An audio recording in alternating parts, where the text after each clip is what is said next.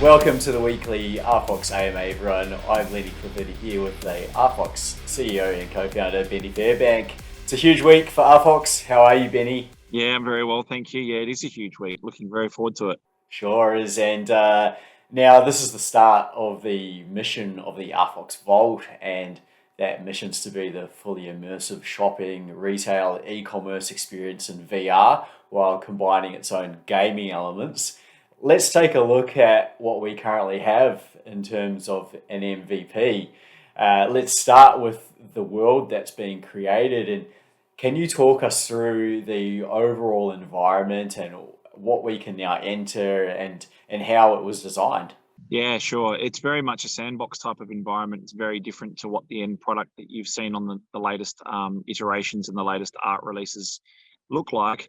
But this is the MVP that's focused on function and not necessarily form. So we'll go from what you see today to a very polished version, as you see in the pictures, as quickly as we possibly can. So that's being built out by our team now. But the design process is more about getting the platform ready for other products and services that we've got in our ecosystem to plug in. So that was the really important catalyst, because some of those products are a lot more advanced or more mature and more ready for the market. So the virtual world was very, very important, because as we know, that's the showcase and what everything plugs into. So the design process was just to sort of get a working environment that showed and showcased rough scale and size of what the final product would look like. And then we can start sort of seeing what people are doing in there, what's attracting them, what they're engaging with the most, and then starting to reveal those other products which we've got hot on the heels of the Vault MVP. So it is very much an iterative process, and as stated, what you see today is going to be very different from the end. But as Reid Hoffman says from LinkedIn, if you don't look back and are not embarrassed with your first iteration, then you were too late. Okay, sure. And what we're looking at, we have the Calanova Arts Quarter right now, and it looks very much like a game. So this is built on the Unity gaming engine, right? Yes, we've built a fair few things on Unity, and that is one, the preferred method seemingly for a lot of these projects that are aiming to be metaverse projects, but two, obviously the tools and the platform allows us to move much quicker, and then we do all the blockchain integration on the payment and NFT and issuance side of things. Okay, and who's the team behind the build? The team behind the build is a combination of both internal people and also external third parties.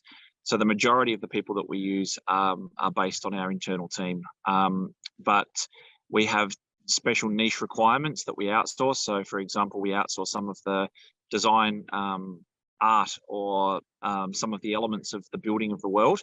But ultimately, the majority of the skills sit within our team. Okay, sure. Walking around the vault at the moment, it's a lot of fun, and you can climb some of the buildings right now, and that's good. And is that going to change, or are you still going to be able to have those sort of fun sort of features? So that'll be up to the users as well. But the fact is that ultimately it was put in there as part of the teleporting. And suddenly we were up on top of the buildings and we were all having a bit of a giggle and a laugh. And then in the next iteration, it was gone. They'd rectified that. And we said, you got to put it back. It's actually a feature. And we really like the fact that you can get up on top and have a look at the vault from different vantage points. And I think that's been one of the fun things for us, especially when you haven't got all the other products plugged in yet. It's pretty good to run riot in there, and we've had a bit of fun with that. Okay, sure. And currently we can interact and meet with our colleagues at RFOX and also some of the communities now coming in. The avatars are currently from Ready Player Me, which is pretty cool. But what's the situation with getting the body movements improved? Yeah, so we've been working with different. So basically, Ready Player Me gives you the picture and the avatar, and then you've got different skeletal tools and movement tools. So we've been playing around with different tools to try and make that movement as realistic as possible, which is improving iteration by iteration. But as you know, we're also working on our own avatar system as well, which is coming along very nicely, and can't wait to sort of share that with everybody as well. But movement is something that we will work a lot on to try and make sure it's as lifelike as possible. Okay, and let's look at the shops now. There's 25 shops owned by the public in each quarter. What's the current status for shops in terms of functionality? Yeah, so again, with shops are very much a test of function again. So shop owners have sort of seen a first iteration and then had that change slightly, and they're going to see a series of changes between now and the end, and that's just part of the progression of the build out. So they're going to go through multiple different types of templates and structures and rendering until we get the mix right. But our promise and guarantee to the shop owners is to make the shop obviously more appealing and potentially worth more than it was at the time that they bought it. So they'll see a cocoon and a butterfly type of emergence. And this will happen over the series of the next few months. But all I'd say is bear with us, because you'll get the chance to play around with lots of stuff, test lots of stuff, but it's far from the last version. Sure.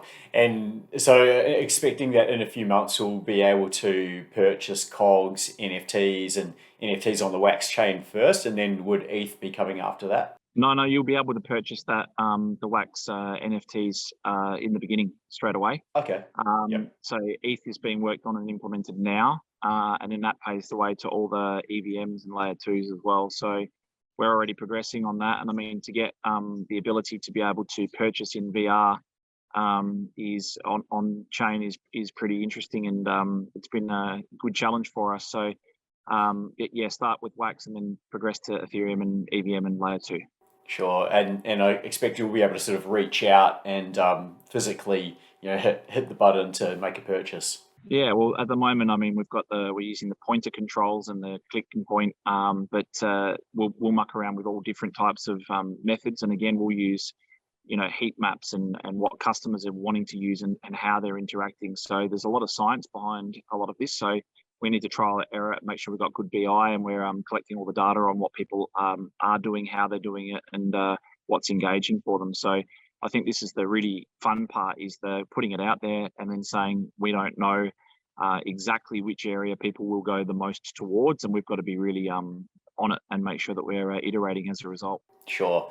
And what are the challenges to integrate the next change, such as ETH?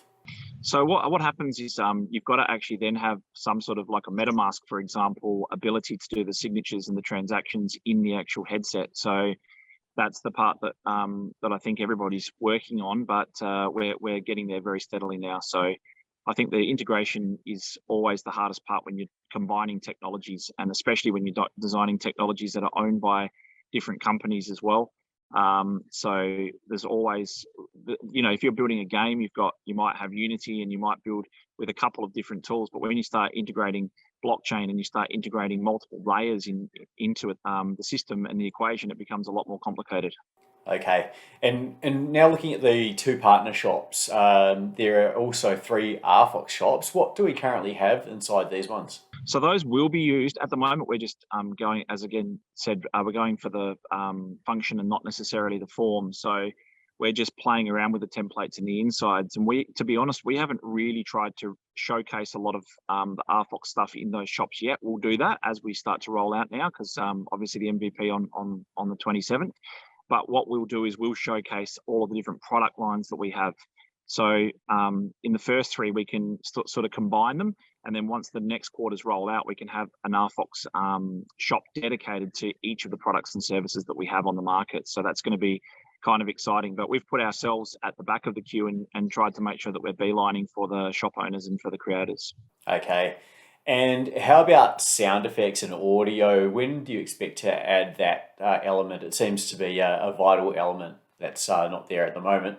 Yeah, we're working on that at the moment, and we've talked before about having like RFOX radio and music pumping through the world, sounds, ambient sounds, and also the ability for shop owners to customize music, and that's all possible with the upcoming NFT platform release. But I'll let that sort of talk for itself as it comes out. Yeah, and I understand that you used to be in a rock band when you were younger, so could be a chance to get some of that music out. Well, I did. It was a while ago. We had a bit of Triple J play and stuff back in the day. That was a different world and a different life. Okay, we'll have to dig that up sometime, Ben. Now, for the gaming elements, obviously COGS is one aspect of that, and we can see that. We can currently see the COGS inside some of the shops. What else can we expect in the early stages in terms of gamification? Yeah, so gamification is going to be a huge part of it, and you'll see heavier integration for things like cogs and the keys to other games to unlock things in the actual Vault environment. But we've also got a few projects that are launching NFT collections, which are part of the gamification that will happen within the Vault as well. So those guys will bring not only games, not only DeFi-based games as well. So GameFi, they'll also bring in ecosystems and people with them as well. So I think the gaming side of things will take off very quickly. I don't ever think that it will be the biggest part of the Vault, but for sure and certain there's going to be a huge focus on that. And a few of these projects that we're working with will launch in the next month or two, and that'll start that ball rolling. Yeah, sure. And obviously we've got the Archimoto gaming quarter coming up that will obviously have a lot of gaming elements. It'll be interesting how the shop owners decide to approach that. Now, this sort of stuff, it doesn't just come out of thin air, this build. It's been so challenging in so many ways to get to this point. Can you share some of those key challenges and the background and how the team's pushed through it? Yeah, I think it's a very good point, and I think just being honest and speaking off the cuff, I mean, when a market is down, doesn't matter what you bring out, people will criticize that it was a timing issue, it wasn't built properly, whatever. If the market's up, it's that it's brilliant and you executed it absolutely perfectly. So some of the key challenges are also getting the team to push through and not listen to some of the noise, and just to know that we hit our internal goals, we're on the right track. But I think the biggest challenge since the beginning has been and not for our staunch supporters, because they've supported us since the beginning and tried to see the end vision. But a lot of people thought that what we were doing was mental. Why build a whole heap of products that click in this way? And this metaverse thing's never going to take off.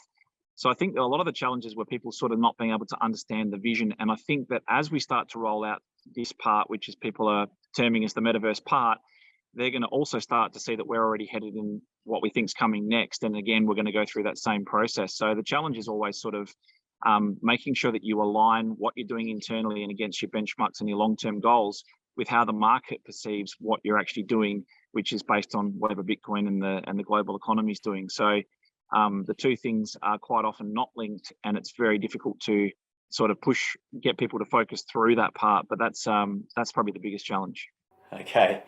Let's finish it up, Benny. RFOX has got to this stage. What does it mean for you and the team now that you've reached this important milestone? Yeah, I think that we did as you know, we did a thing on Friday where we actually took a lot of the staff in there, and some of the staff had never been in there. We did some meetups in the cities, and some of the staff don't have access to an Oculus yet due to wherever they're located or when they started. And for other people to bring an Oculus and for those guys to go in, we had comments like, is that what we're actually building? Well, I'm so proud to be part of this. And the team's reaction that hadn't seen it was magnificent. And if we can get the same reaction from the public, then we're headed in the right direction for sure. But just to turn a lot of people that were still new to the company into real brand fans and have them even more bullish on what we're building, I think it's ginormous for us. It's the first step in really pushing out all the things that we've built and clicking this vision together. And I honestly reckon it'll be an inflection point in the next couple of months for us to really, and the catalyst for putting us on the map as we should be. That's very exciting. It was so much fun to be in there with everyone. We'll wrap it up now, and if anyone wants to still get involved in testing, there's still places. Yeah, so they're advertising the recipients are getting notified now, but they'll be continually adding people as we go, and as we load, test, and scale, we'll be adding more and more people. So you can still apply and still have a chance to be accepted. All right then. Thanks for watching, everyone. Get connected with us on socials to keep up to date with what's happening with this build. It's going to be a lot of fun. So yeah, get in there if you can. Thanks so much, Benny. We'll catch you soon. Thanks, mate. Have a good week.